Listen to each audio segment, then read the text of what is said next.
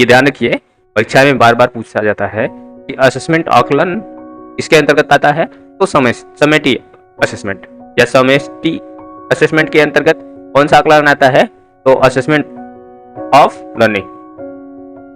Clear है? जो समेटी assessment है जो साल के अंत में किया जाता है, अब इसे यह आपको मालूम चल गया कि असेसमेंट ऑफ लर्निंग यानी कि जो समेटी असेसमेंट, अधिगम का आकलन, यह आकलन कार्य समाप्ति पर किया जाता है, यानी कि पूरे अंत में।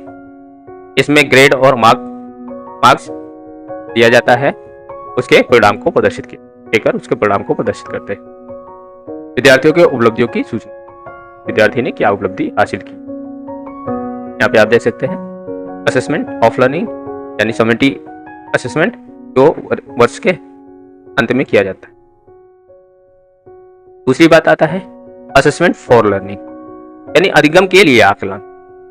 अधिगम के लिए आकलन यानी फॉर्मेटिव असेसमेंट। फॉर्मेटिव असेसमेंट यानी कि पूरे सत्र के दौरान असेसमेंट होता रहता है, वही है शिक्षण के लिए आकलन, यानी पूरे शिक्षण के दौरान जो आकलन किया जाता है उसको असेसमेंट फॉर लर्निंग कहते हैं, फॉर्मेटिव असेसमेंट। ओके, क्लियर है?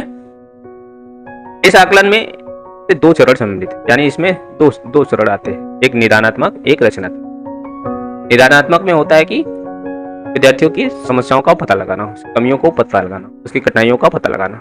रचनात्मक उनकी जो सृजनात्मक शक्तियां हैं उसको और बेहतर करना। जब हम में क्षमताएं योग्यताएं जानेंगे उसके अनुसार शिक्षण विधियों का प्रयोग करके उनको और आगे बढ़ाएंगे। इसके लिए इस अधिगम के लिए आकलन में पोर्टफोलियो, कार्य प्रगति पत्रक, शिक्षक अवलोकन व बातचीत आधारित हो सकते हैं। इसके आधार पर यह आकलन किया जा सकता है। क्लियर है?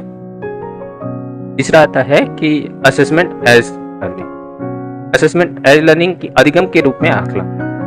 अधिगम के रूप में जो आकलन है इसके अंतर्गत सेल्फ असेसमेंट यानी बच्चा खुद का स्वयं से मूल्यांकन, छात्र स्वयं का मूल्यांकन।